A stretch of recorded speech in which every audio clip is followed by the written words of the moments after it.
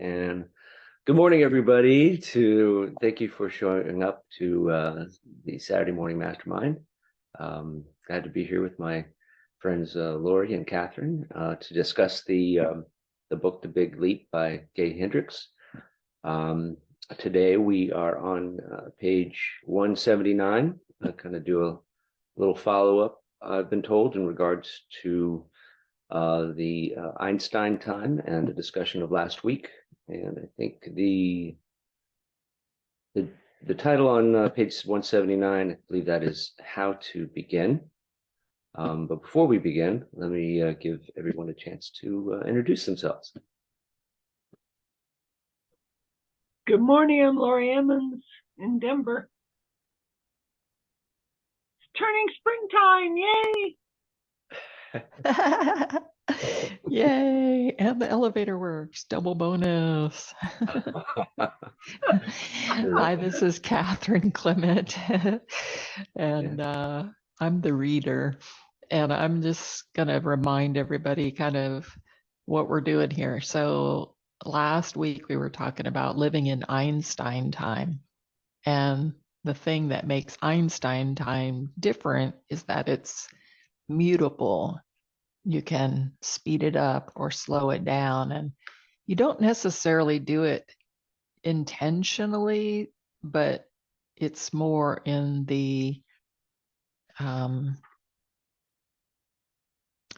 zone that you carry yourself in. It'll make more sense once we get going here, but it was a long read last week and we never really got to how do you do it. So I'm going to skip back just a page to Einstein time and kind of refresh our memory a little bit. When we switch to Einstein time, we take charge of the amount of time we have. We realize that we're where time comes from, and we embrace this liberating insight. Since I'm the producer of time, I can make as much of it as I need. So it's intentional, but it's not literal, like you're making time on your calendar necessarily, like it's actually muting time or making time mutable, however you say that. So the questions he wanted us to ask is, to generate an abundance of time, ask yourself, where in my life am I not taking full ownership? What am I trying to disown? What aspect of my life do I need to take full ownership of? He says that these answers, pretty much tell you where you're at and how much resistance you have. So, how to begin? Here we go. Einstein time. Begin with time itself. Do whatever it takes to get yourself in harmony with the reality that you're the source of time. Once you're convinced, start acting as if it's true. A simple way to begin is to put yourself on a radical diet, complete abstinence from complaining about time. This courageous move will take you out of the victim position in regard to time. When you stop complaining about time, you cease perpetuating the destructive myth that time is the persecutor and you are its victim. I found this surprisingly hard when I first started the diet. Until I went on the diet, I hadn't realized how many of my conversations contained complaints about time. Notice the conversations around you this week. See how many times you hear things like, I wish I had time to stop and chat, but I'm in a hurry. Where did the time go? There simply aren't enough hours in the day. If only I'd gotten another hour of sleep. Love to talk, but I gotta run. I have to get to the bank. I don't have time to do that right now. Each of these statements contains an overt or covert complaint, portraying the speaker as a victim of time. It treats time as a scarce commodity, sending the message that time is out there and there isn't enough of it in here. Each statement is a mini whimper of misery, a claim that time is the whip master and we're its hapless gallery slaves, rowing desperately to stay ahead of the lash. The moment you stop complaining about time, you free up the necessary energy to mount a similar campaign on the inner plane. You will need that energy because it is one thing to stop complaining that you are the victim of time. It is quite another to stop feeling that you're its victim. One particular phrase I'd like you to eliminate is this common one: I don't have time to do that right now. Like many of us, you probably use it often. Based on what you've learned in this chapter, you can probably now see that it's a lie. It's a lie for two reasons. First, time is not something you have or don't have. You're the source of it, and you make as much of it as you want. Second, when you say, I don't have time to do that right now, you're telling a polite lie to avoid saying, I don't want to do that right now. By placing the blame on time, you avoid confronting the blunt truth of the matter. Imagine that you have an 8-year-old child who comes in while you're working on something and says, will you play catch with me? You reply, I don't have time to do that right now.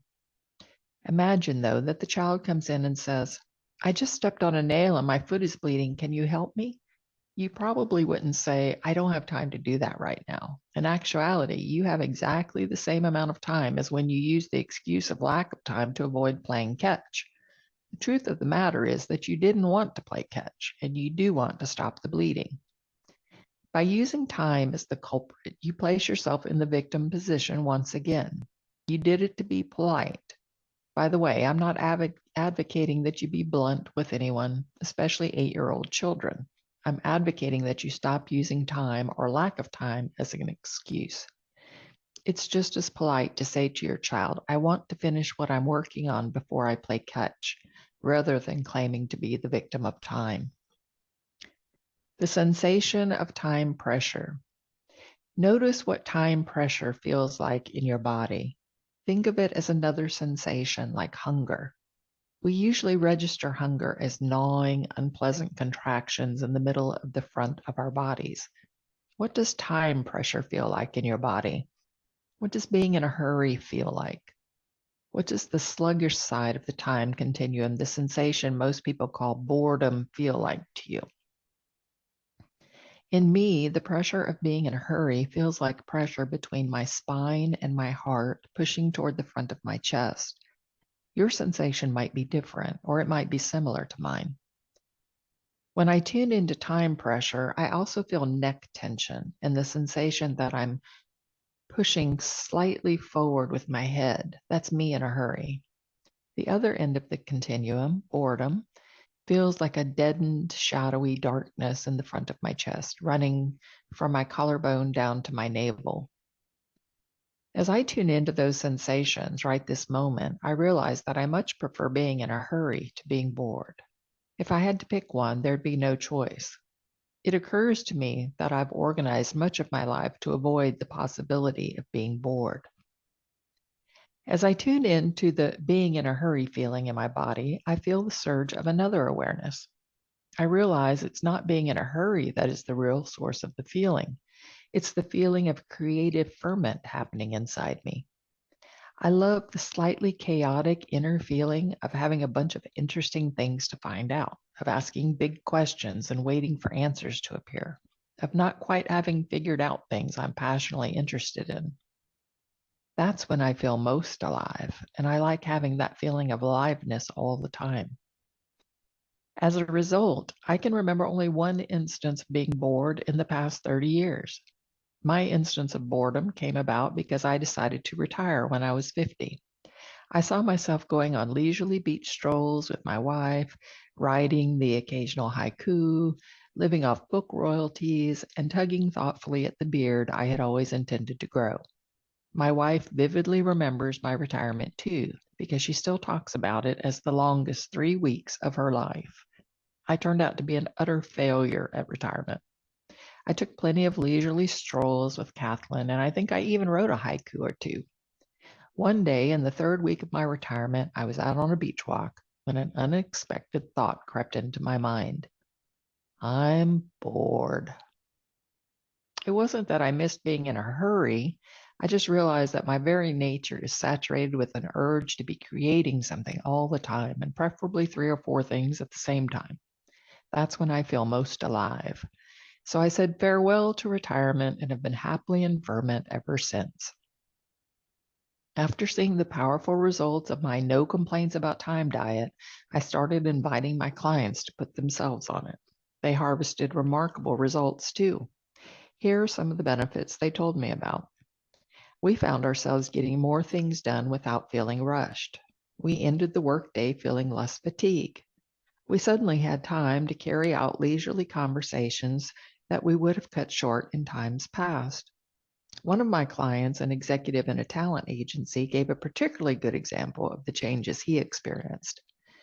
I would compare it to changing from using my elbows to drive a car to realizing I could use my hands. Suddenly, a lot of frantic activity seemed no longer necessary. Before I took responsibility for the amount of time I had at my disposal, I felt I was in an ongoing wrestling match with time. I saw time as a big, threatening pressure that was always about to overwhelm me.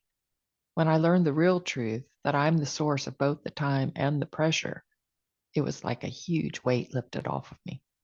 That's exactly what it feels like. An invitation.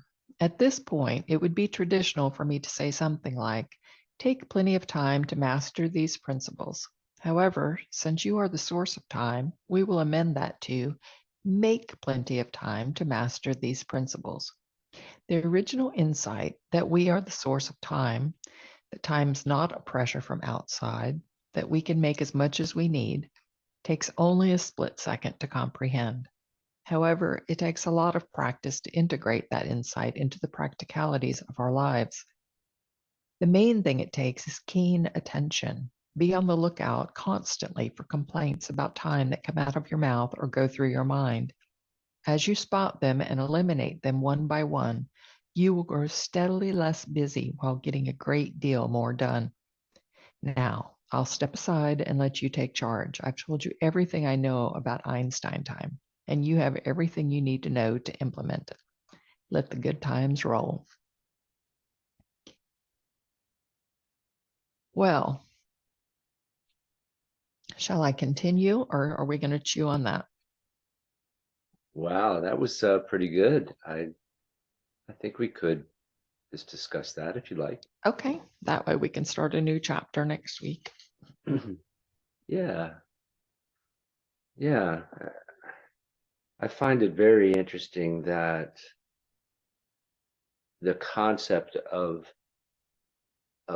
the of time being something that we can be in control of, that we are the producers of time. But then it was even more eye-opening when later on when you were speaking and it mentioned that we are also the producers of the time pressure. That's kind of where I think a lot of us, feel the time. We feel sort of the passage of time, and it might even be a more, excuse me, a more intimate way of our or relationship with time that we have through our feelings of it, um, and because what do you think? I never really thought about how it makes my body feel. But now, after having listened to that or read that, I realized that I am pretty much in the same place. I have been retired since May of 2019. I started to say 17, and I thought, no, that doesn't work out because it was right before the pandemic. And I have nothing but boredom, I have yesterday, today, tomorrow, and someday. So I have a hard time keeping track of what day of the week it is, being retired, not having things to go to and do. I am one of those, I'm very punctual. I like to be on time and can't stand it when I get late. I get all tensed up in my stomach. It's funny the way you said the front of your torso or something like that. And I was like, well, yeah, it's better than the back side. I got distracted there what I was saying, that I live with a fellow disabled man that he just is so laid back about the whole idea of time. I'll be there when I get there. And I'm there all tensed up. We're going to be late and it's the end of the world, and it's really stressful, I'm sure, on my heart and my being, whatever, that I'm learning to be more laid back about it and not get on his case. And poor man has to walk on crutches and it takes him longer, and I get all grouchy about it, and that's not cool.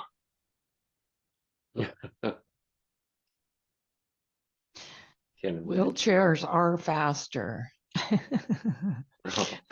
Coming through the airport recently, I really wish I had been still in my wheelchair. Actually, it would have been so much easier. But I think that this is one of those, what do you say when you talk to yourself? He should have brought this time situation thing up in that book. Because we've learned about so many other areas of our life where we put pressure on ourselves, but never really correlated it to time. I didn't anyway. I do feel a lot of time pressure because I'm juggling a lot of balls, and I don't feel I can let any of them slip. Like I realize that I need to focus down, really, really focus down, but at the same time, there are just balls that cannot be dropped. So, but this idea of, I mean, it is all this pressure that we put on ourselves, whether it's about time or anything else in our lives, really. And all it does is affect our body negatively. That's all it does. It doesn't help the situation at all. It doesn't make whatever the deadline is come any slower. It doesn't, you know what I mean? Like all it does is elevate our heart rate and make our bodies feel like a lion is chasing us through the jungle, which sets off all these inflammatory chemicals in our bodies and causes illness down the road. Once, stress really, really does cause illness. And although I have to say, and maybe I just need to reread it, but I was looking for more steps or something. I don't know. When he said, you can take these principles, master these principles, I was like, wait a minute, I need more principles. So It'd take more time to take more steps. Right. That's the catch. Well, maybe he's referring to all the principles in the book in regards to making the big leap, and this is just one principle that we kind of put in our toolbox to help us with the overall idea of the book, and how we help ourselves to free ourselves up from whatever's holding us back in regards to what he's talking about with the big leap. It is I'm totally with you guys in regards to and I hadn't thought about it again, but the reactions that our body have from our thoughts about the time. I'd be interested to hear what any of the viewers or listeners have experienced in regards to Einstein time, or even in regards to how the time pressures sort of manifest in their life, for the good or for the bad, and how they deal with them. It seems like the main thing he's talking about is in regards to this diet of what, like you said in regards to Catherine, in regards to the what we say when we talk to ourselves. What are we saying to others and to ourselves in regards to time? And and he mentioned it before in the previous chapter about dwelling on time and how that can end up making time seem to go faster. Where the example was the person going to a meeting or being late for a meeting, and they were constantly looking at their watch in the subway, and they decided to not just, to stop looking at their watch, and then that somehow helped them to get to their destination on time, rather than feeling that time pressure for the entire journey. It makes me think that it has a lot to do with the state of mind and the pressure that we're putting on ourselves by where our focus is, and just what you were saying, Lori, and what you were saying, Catherine. To me, it seems like we can free up a lot of time and make ourselves more efficient if we are able to utilize this diet idea, so that we don't stir up these emotions and these feelings and these physical reactions, these chemical reactions in ourselves, when we're really when we could really do better and better utilize our time by being able to focus with more clarity, if that makes any sense. What do you guys think? I agree. I think it is so easy to say, I don't have time for that. And when you're raising children, you're just like feeling like everything is so busy and so pressured. And later on, you look back, I wish I would have spent more time with my kids and not told them I can't do that right now, and things like that. And it just makes you think about, I wish there was a way to get time back, and being retired, bored to death is a big problem around my life. And I don't want to sit here and waste the time, do whatever the projects I'm working on or whatever. And then I get too many going. I can't get anything done because I'm distracted, and really been working on how our minds are probably the source of a lot of stress that's going on in the world. We created in our mind, and that takes up more time and just seem to be wasting time, and I'm just not feeling in control of it all. Yeah, not having a schedule that can be a little even more daunting sometimes than having a full schedule. if our minds are left to just think randomly about things, and we're not giving it any sort of guidance as to what we're supposed to be focusing on. I seem to experience that last minute kind of time slip thing quite a bit, where I will get to events or things on time or even early, but then the last few minutes go by like a nanosecond, and next thing I know, I'm running late. It's past the hour, and it's like, wow, that last, and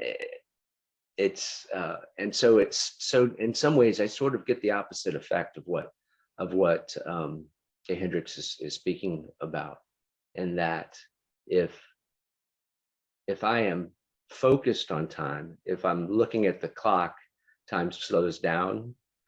And if I'm not paying attention, next thing I know, not paying attention to time, that is, if I'm focused on what I'm doing, next thing I know, it's like an hour later. Hey Karen, thanks for joining us. Can you hear me okay? That's the watched pot thing. Can you hear me? Yeah. Oh, good. Thank you. I can hear you. Thank heaven for Catherine emailing me or texting me the thing. I have it set up on the strip along the bottom of your, where you have your tabs. I have special tabs, and one's a Saturday Morning Mastermind. And for some reason, it's not showing up on my computer. And I've been going through all kinds of convoluted ways of trying to get on. I'm sorry to be late. Thanks for having me. You're fine. We're glad you made it. And you might just have to, that I think I could be wrong, but I think that's called a menu bar or something. And when you click on if you're on Chrome, when you click on the thing over there, it'll say show menu bar or not show menu bar. So you might just have it turned off. Or taskbar. Thank you. Taskbar, Thank you so yeah, much. something like that. Sure. Well, Thank I think you both. you're welcome. I think that this time issue is huge because it prevents people from going, taking on things that might take them into their zone of genius, like they're there in their zone of excellence and they're doing okay. And then they have this aha moment, oh, I should start such and such business. And then they say, but I don't have the time. So they never step into their genius. See what I'm saying? So this time issue is huge.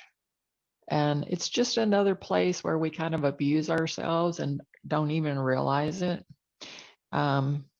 Obviously, I have strong feelings about this. I wrote a book about it.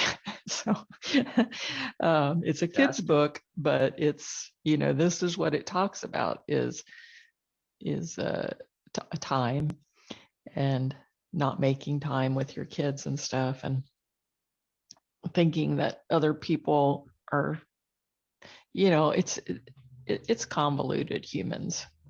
I don't know how we get along as well as we do, actually. I wish we got along better, but I'm really surprised that this many people live on the planet and it's as peaceful as it is, really, when you think about how extreme humans can be, and any of us can be that way put in the right set of circumstances. So we're all very blessed to lead lives that give us a chance to be good people, that we're not so damaged that we can't be good anymore. So I think I don't know if he's going to talk about it more later in the book. I haven't read ahead. We're almost at the end of this book. It's kind of surprising.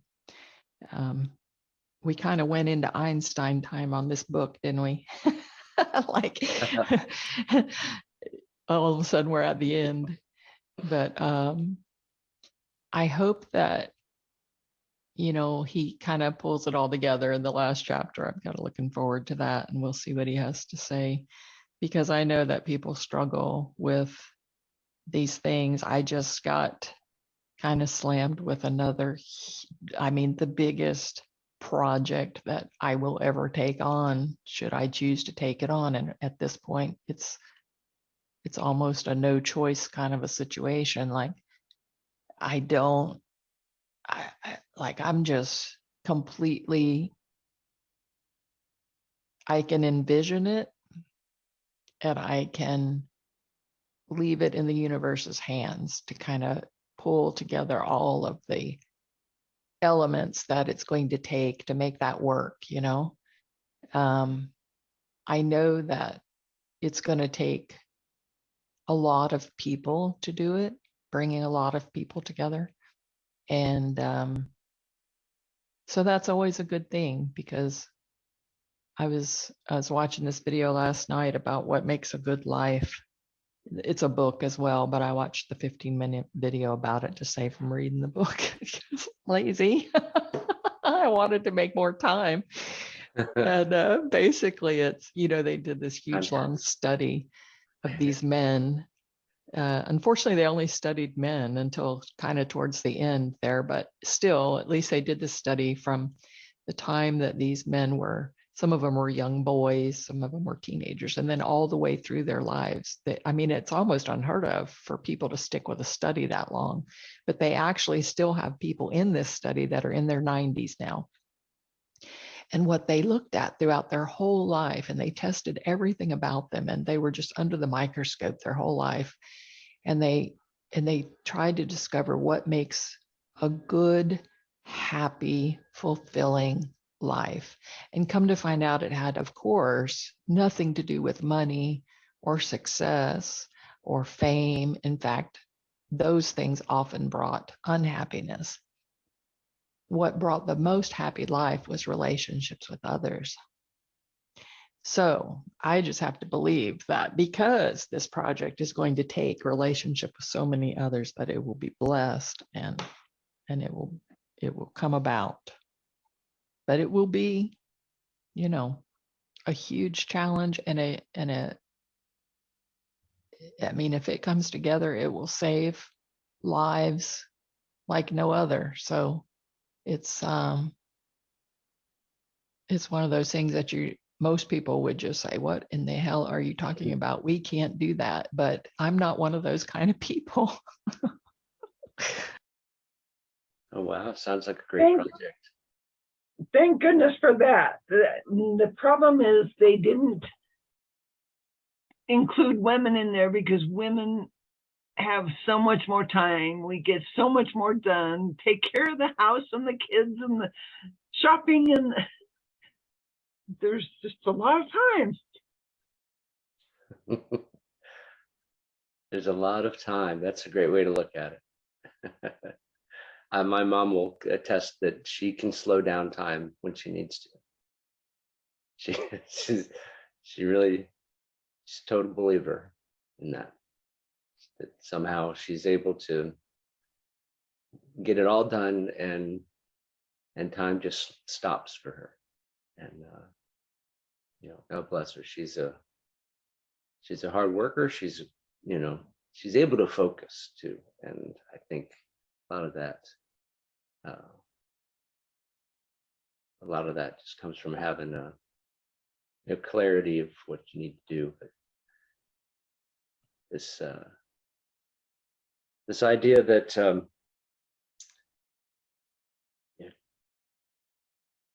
that there's plenty of time, and that if we have the right mindset, that's fantastic.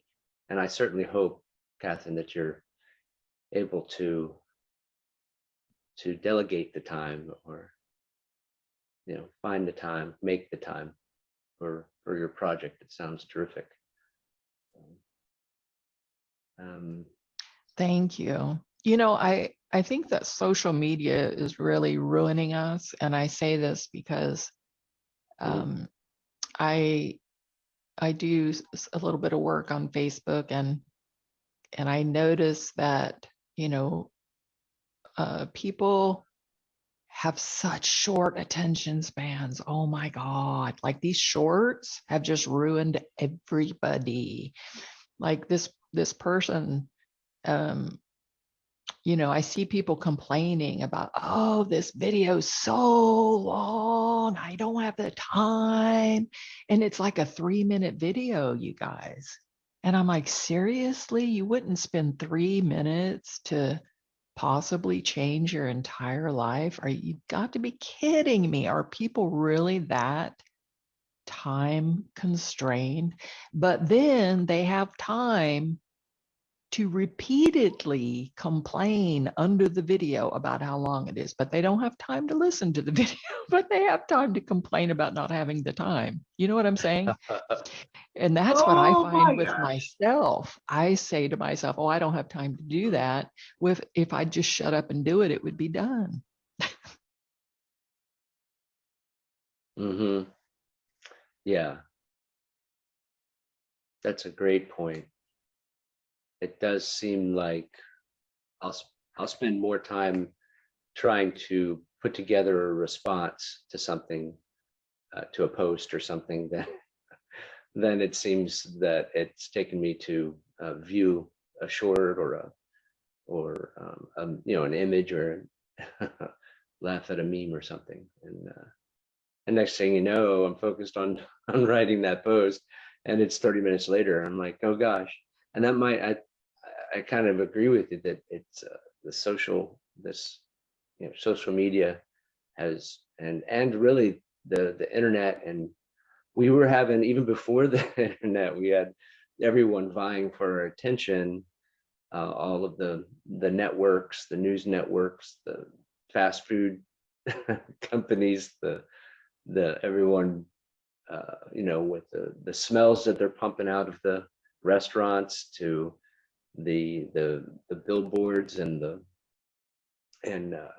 commercials, all that before the internet. And now, we carry that around with us in our pocket and on our smartphone. So Exactly. And the whole idea of the media brainwashing us, and the idea of putting time on a diet. And I'm like, I have enough trouble with the diet issue already. it seemed that's a very interesting point with the diet too, that he compares the feeling of the time pressure to hunger.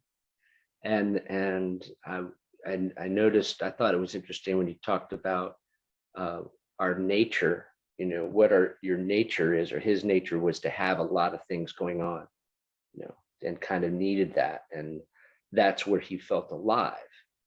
And so our nature is kind of where, from what I gather from that, is our nature is kind of where we feel alive, how with the things that are going on in our lives. Sort of like, what if we're okay with a diet of a lot of events and a lot of goals, and always having that sort of that feeling of things need to get done, and things are going where you can't kind of stand still. And we were discussing, you were talking a little earlier, like how we are all, it was something, I forget exactly what you were saying in regards to it, but we're all unique, and we all want to hold on to the things that make us unique, and we want to be unique, but then we're also very similar at our core. And so these principles can help us, wherever we, however unique we are, but in knowing our nature and how our, what makes us alive, kind of like what is our appetite for our time schedule.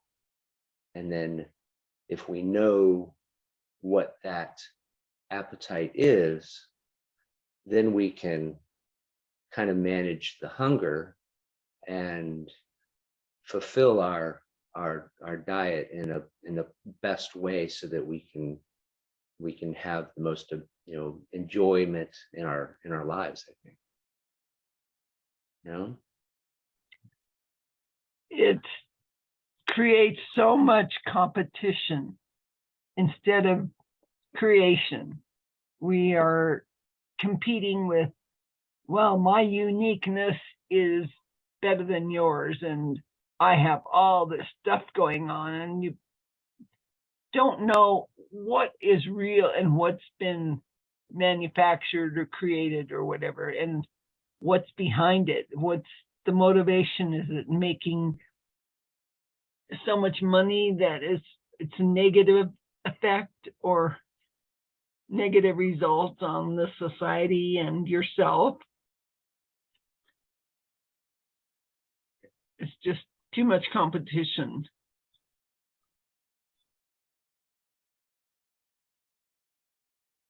Yeah, if you see it, you can certainly see it as a competition, or with the social media, it makes it easy for you to compare yourselves to others. And I used to think some of the things we did as kids in my neighborhood was pretty out there, pretty crazy, jumping a BMX bike off a dock into the water or something like that. Some of the things you see people doing on YouTube or social media, and it's like, oh my gosh, some of the parkour things and some of the extreme stuff. I'm like, wow, we were and it has an effect on like what your uniqueness is, and then you may feel that pressure of the competition or whatever, and then feel like the time constraints, like, oh my gosh, there's so much more I need to do. And but I'd like to think that knowing our nature and what makes us feel good, it's kind of like, well, I was feeling good and feeling accomplished before I saw what everybody else was doing. So why can't I still feel accomplished in what I've been able to do in my own way, in my own unique way? And that also helps me to also realize, well, that amazing thing that they did, that might be the only thing they ever did, and that was the one video that they actually got it right. There's a lot of outtakes where they didn't land that trick, or they didn't quite make that leap. And how much time did that take? Mm-hmm. Yeah. True.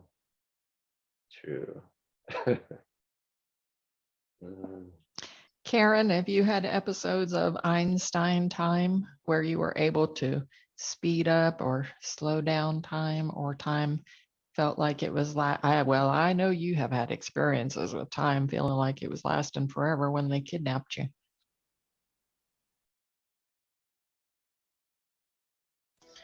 That's so true. And I'm sure I've had a lot more experiences than come to mind right now. I think this is something that I need to spend some more time on the previous week's material, which I think was chapter 6. And I had found it and was playing it in the background as I tried to figure out how I was going to actually get on the call this morning. It finally dawned on me, Catherine, that you had sent me the link last week, and I thought I can probably go to my phone and get at least the phone number so I can get on. And so as I did that, I was actually cutting off some of the reading about the Einstein time from last week. And there have been several instances this week when it feels like it's taking so long for things to happen. I mean, I'm sure that if the rest of you had a pendant, as I do, that's kind of along the lines of, I've fallen and I can't get up, and you've pressed that pendant and you felt pretty much like you were in dire straits and you really needed attention now, and it takes even 11 minutes for them to come, it seems like, yes, it seems like forever. And I went to the wellness center this past week, and I complained that I had been on the floor for 40 minutes. And they didn't have a record of it. He had not, the man who had finally peeled me off the floor had not reported that there was a fall, and they're supposed to always do that. But they were able to track back through these pendants and their connection with the computer that all the times that I was complaining about and sure that they had taken 20 minutes or more, many times it was 6 or 7 minutes, and it just seemed like forever. I'm not sure if that answers the question. That certainly doesn't seem to me to be applying Einstein time. I did not seem to be able to, stop my old habits, which I guess are Newtonian habits. But I guess that's my answer to the question.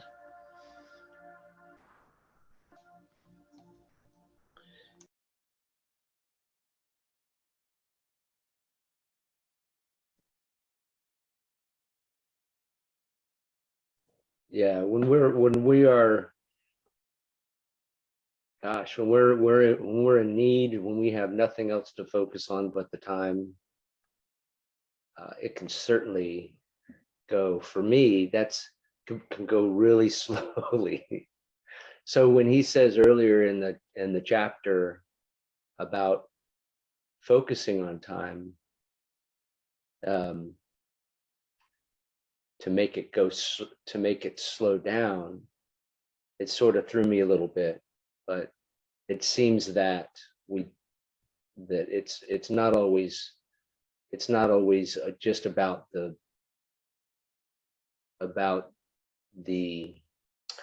recognition of time, but a little bit more so about our state of mind, I think. This reminds me of how, none of the new generations of people that were born and raised after the VCR understand how important it was to sit your butt down on the couch on time to see your favorite television show, because they would. And I might now, it was because we were talking about the videos and the shorts and all that stuff. And my favorite time hack is the speed of the video. You can watch a video at twice the speed. That's really, saves me so much time, or is a way that I can produce a little bit more time or find a little more time.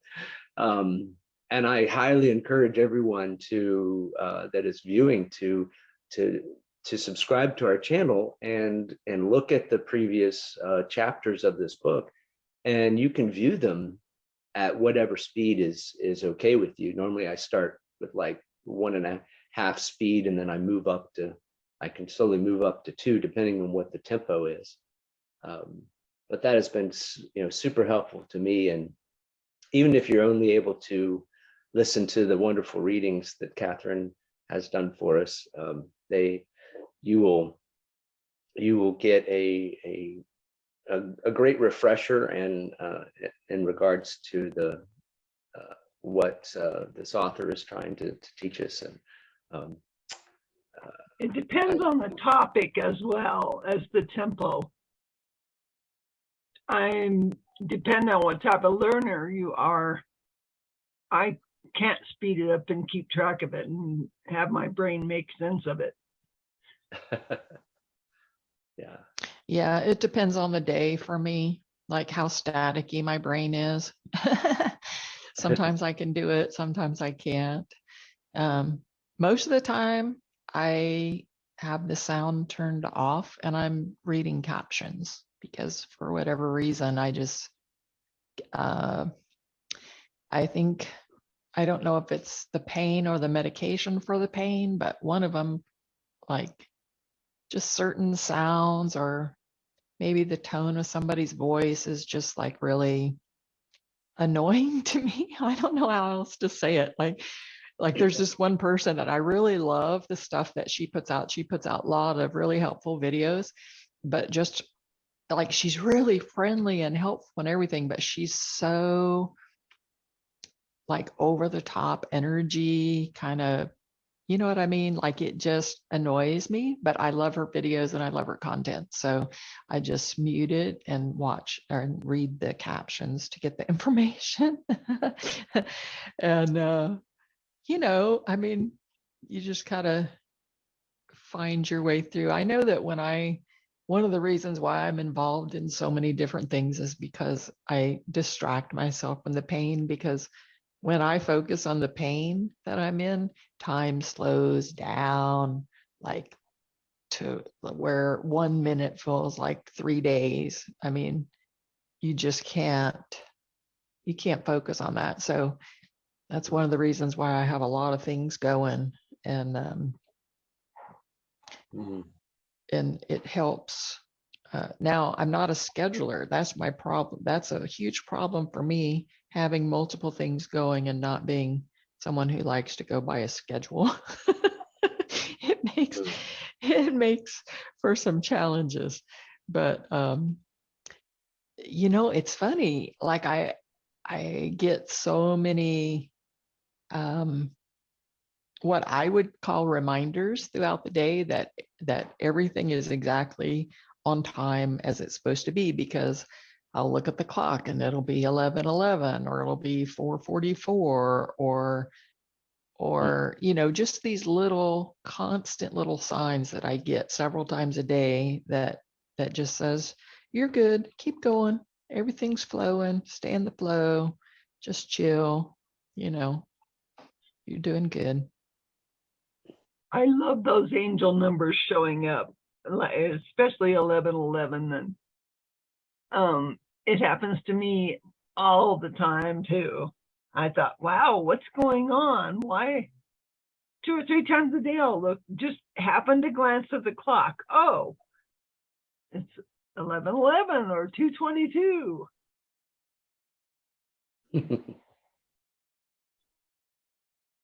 Yeah, I had a moment like that, a 10-10 moment. I posted to the night last night, and it was a moment. I had a moment of clarity, a really good thought, and then I looked up and it was 10:10, and it was like, okay. That's when you need to act. You know, like it, I don't know what your moment of clarity was, but like if it was an idea or something and then you see a number like that, you better go for it. Cool. Yeah, it's you know, I like what you said a few minutes ago in regards to that. It's kind of like we a sign that we're making time, we're making good time. We're we're we're in our flow, and you know, things are going along smoothly, and perhaps we're in our best nature at that moment to make the most of our time.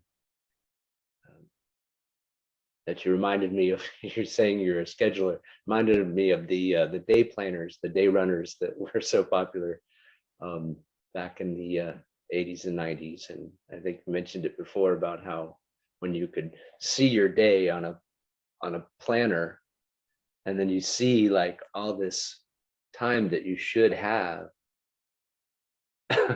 you know, it's not, you know, it's gonna, some of these areas are gonna flow faster and some are gonna flow slower. But when you see this little space, this little, you know, 5 or 10 minute space, and it's empty, and you're like, when you have those planners, you're like, oh well, I have some empty time there, so you try to fill it in. And so you're always, when you have those planners and you look into those schedules, paying attention to that, you kind of end up, at least I always ended up overfilling my time and thinking, oh, well, I'll be able to get this done in 5 minutes, so let me put this in there. And of course, inevitably takes, you know, 15 or 20 minutes. And then my whole schedule goes out the window. So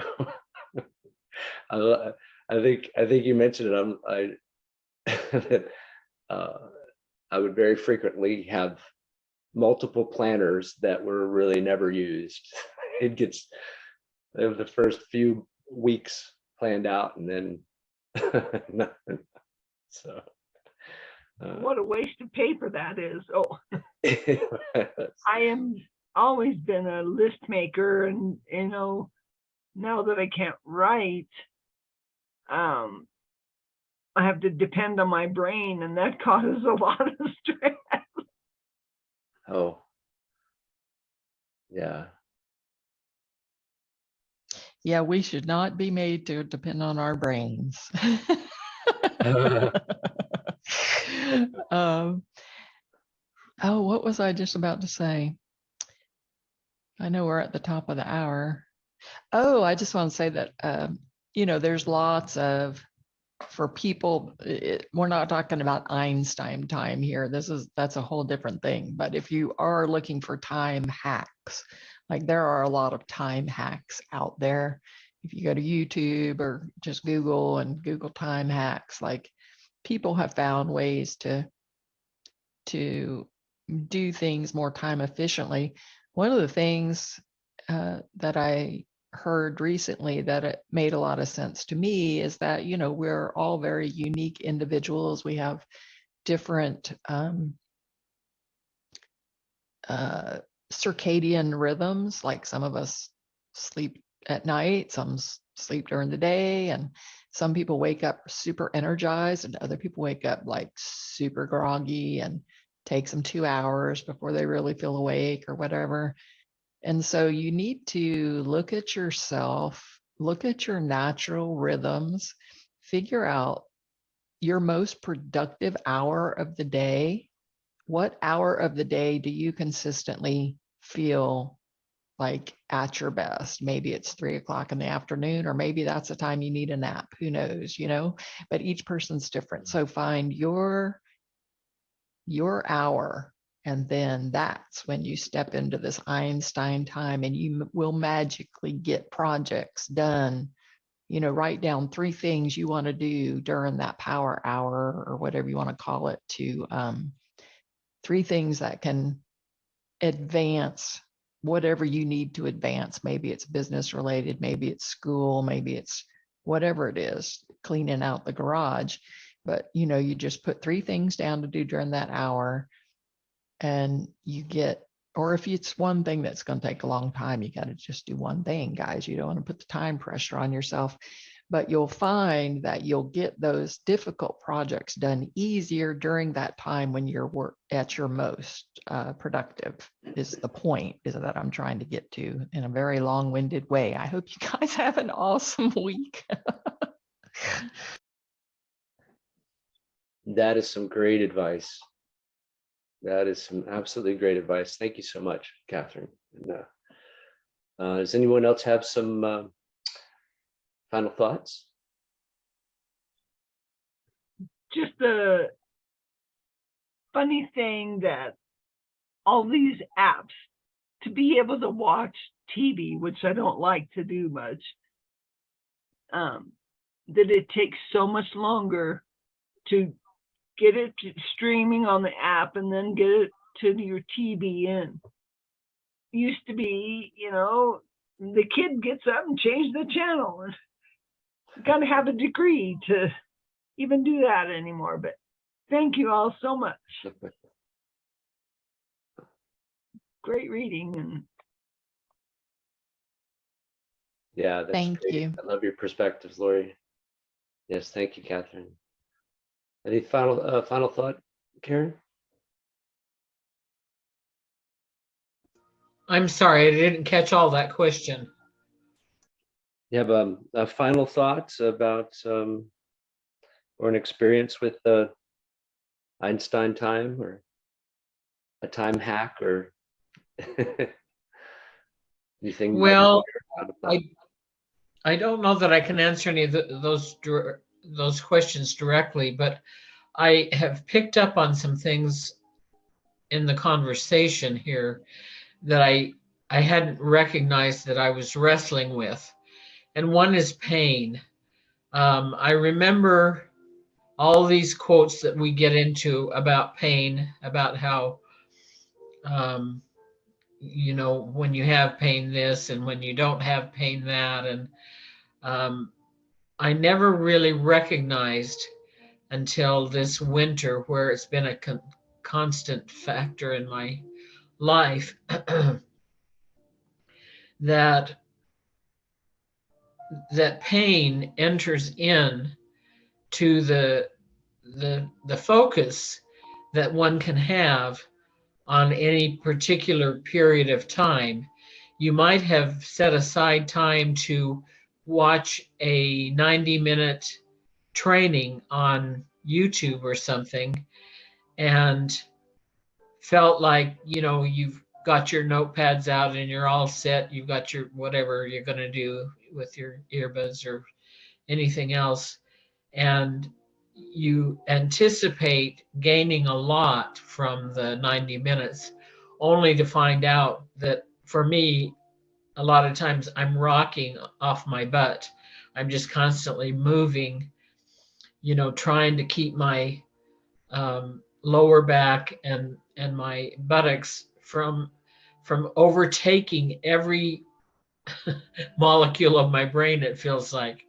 So I guess that's going to be my last contribution. I am so grateful for being able to get on, and I hope that I can get better at this. I used to feel like I could find everything quickly, and this last two times I've just been floating in outer space, trying to figure out where to put my fingers on the keypad. Anyway, I'm thankful for all of you, every one of you, and your contributions to my life. Thank you so much. Oh yeah, thank you for your perspective on things. Appreciate you. Glad you could be here. And for anyone that's listening and watching, you can always follow us on the Saturday Morning Mastermind or the Mindset Mastery Collective YouTube. And the link, you should be able to find it for YouTube. It's always the same join link, and you can join us here on 10 p.m. or 10 a.m. excuse me, 10 a.m. Eastern time. And I would love to hear your perspectives, or just comment below on the video and let us know what your experiences have been, and how it can pertains to the Big Leap by Gay Hendricks. Thank you so much for joining us. Big shout out to Samantha and our usual host, Dan. I miss you guys, and look forward to seeing everybody next week. And thanks again for joining us, and everybody have a great weekend. And with any luck, next year also. Next year. Thank you. Thank you for hosting, Jason. Oh, thank you so much. Appreciate y'all. Have a great day.